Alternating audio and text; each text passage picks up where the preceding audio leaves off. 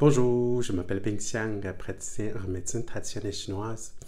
Aujourd'hui, je vais vous partager un sujet très actuel, mais complètement un autre côté aussi. Actuel, c'est le coronavirus.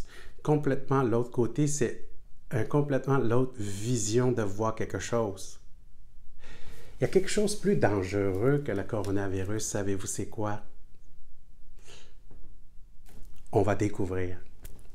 Coronavirus, on a peur de coronavirus. On ne veut pas peur de coronavirus, mais on n'aime pas, hein? On veut pas. Mais qu'est-ce qui nous dérange? Et c'est sûr, il nous coince dans la maison. Il défait nos rythmes de vie.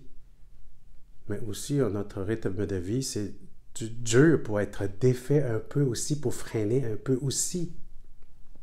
Tout va trop vite, mondialement. Hein? Combien de personnes il a déjà plaigné? Oh, ça va vite, je suis fatigué. Là, posez-vous, là. Est-ce que vous voulez vraiment? Est-ce que vous êtes capable? Donc, le coronavirus, il ne peut pas juste nous clouer dans la maison.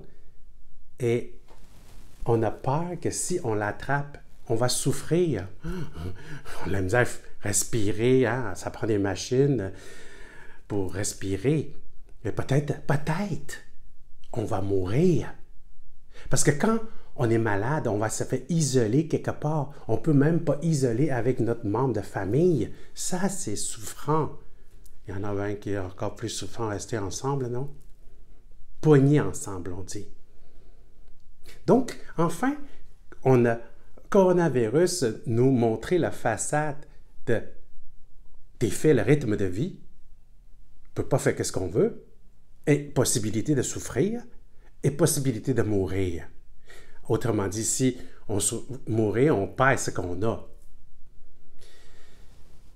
Bref, mais ce qui est plus dangereux que le coronavirus, là, c'est nous-mêmes. C'est nous-mêmes est plus dangereux que le coronavirus. Si le coronavirus n'est pas là, beaucoup de monde, il fait ce qu'il veut sans freiner. Il s'épuise le somnage. Pendant toutes ces années à mon clinique, combien de personnes dépressives, le somnage, hein, anxiété, et souffrir par toutes sortes de symptômes physiques, aussi émotionnels. C'est pas le coronavirus qui fait ça. Il y en a, il va jusqu'au suicide. C'est pas le virus qui l'a tué. Il se tue lui-même. Vérifiez le taux de suicide, là. Et vérifier le taux de la mortalité de coronavirus. Je pense qu'il y a d'autres choses qu'on a besoin de peur. Profiter de ce moment, rester à la maison, qu'on redresser. Donc, enfin, une autre réflexion, c'est est-ce qu'on est vraiment nous-mêmes? Est-ce que c'est sûr que quand on va dehors, maintenant, il faut porter le masque, hein, pour protéger. Mais est-ce que, quand il n'y a pas de virus, majorité des gens, est-ce qu'on portait un masque? Est-ce qu'on est vrai de nous? Je ne suis pas sûr. Est-ce que beaucoup de monde, et puis quand il est petit, il se fait éduquer et entraîner à être lui-même? Oh, il faut obliger de faire comme ça, il faut obliger d'être comme ça. On est obligé de se faire mettre un masque dur. Et après, on ne sait plus c'est quoi notre vrai visage. C'est quoi notre soi? Comment on peut s'entrer? Mais vous savez très bien, si on portait le masque, on n'est pas vraiment de nous. Et ce qu'on fait, ce qu'on dit, il pourrait être pas vraiment de nous aussi.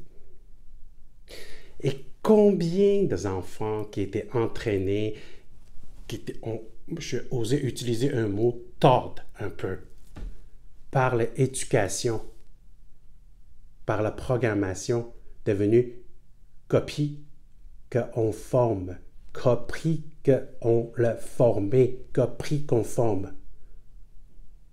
Être pareil comme les autres, au lieu de libre, être soi-même, avec le respect d'autrui.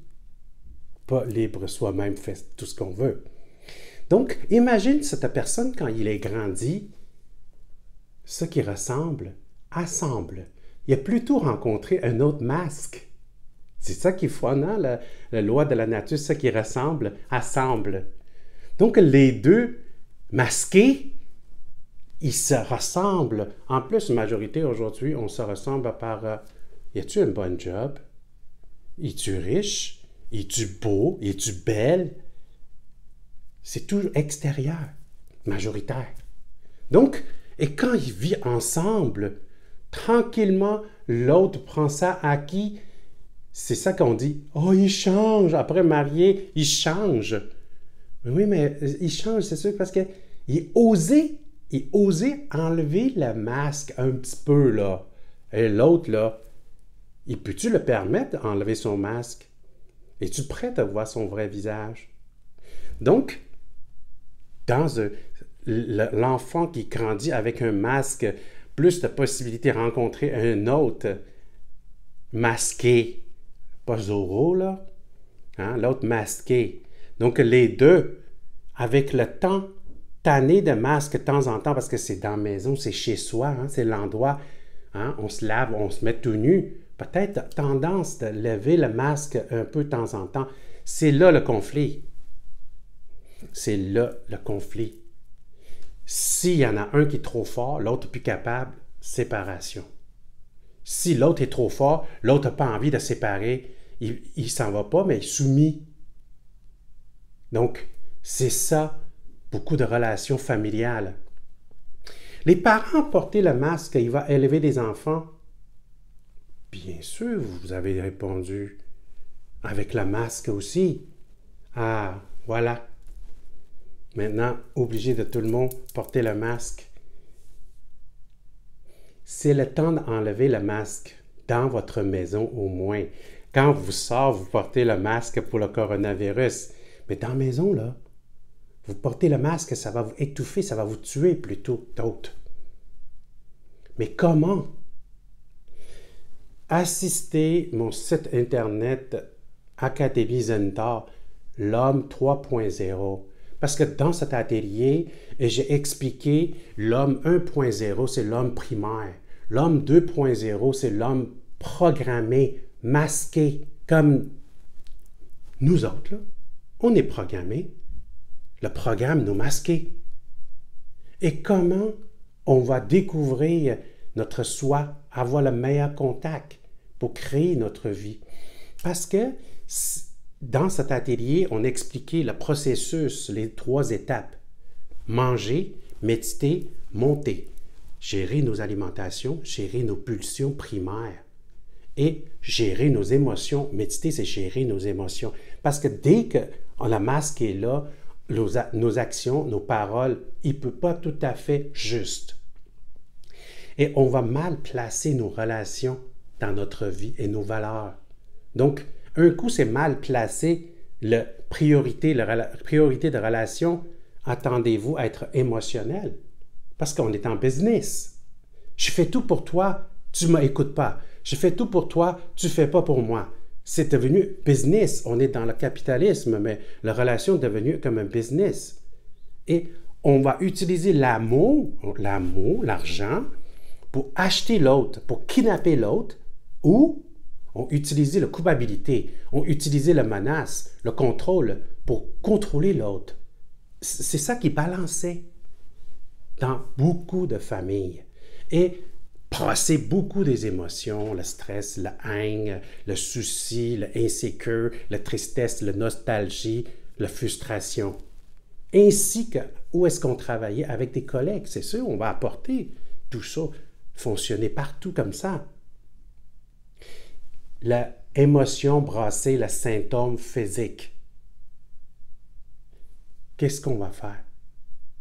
Socrate, il a dit, « Connais-toi toi-même, mais est-ce que vous vous connaissez? » Je vais vous inviter à assister à un autre atelier Ming, bilan énergétique. Dans la tradition chinoise, dans la technique de médecine traditionnelle chinoise, on a une technique en analyse la date de naissance pour connaître l'énergie, le potentiel, la force, la faiblesse de chaque individu. À travers ça, on peut se connaître. Ah oui, OK, je suis comme ça. OK, pour ça, mon conjoint, ma conjointe, ma belle-mère, ma belle-sœur sont mêmes. Pour ça, nos enfants sont comme ça. Connaître soi est pas assez aussi. Il faut connaître autrui. Pourquoi? Pour curieux? Mais non. Pour être en harmonie. Pour comprendre. Pour accepter. Donc, il y a le service. Tout l'atelier que je vous avais mentionné, vous pouvez aller sur le site Académie Zenta pour assister. Et il y a le service aussi. Le service, les mêmes étapes, c'est un guidement. Médecine traditionnelle chinoise, on travaille toujours sur le corps, fonctionnement et la conscience. Les 3 étapes, même temps. Donc, le corps, conseil alimentaire, avec des herbes, parce que c'est sûr, si notre foie est engorgé, c'est bien beau, on dit « patience, patience ». Ça me fait penser à une petite blague aussi, quelqu'un dit « OK, puis prie à bon Dieu, prie à Jésus, donne-moi la patience, donne-moi la patience, donne-moi la patience, Christ, donne-moi la patience ». Quand le foie est engorgé, là, ça donne rien. Je ne peux pas dire que ça donne rien, c'est pas efficace. À ce moment-là, on traite le foie, mais c'est bien valeur qu'on ne peut pas traiter par le point physique.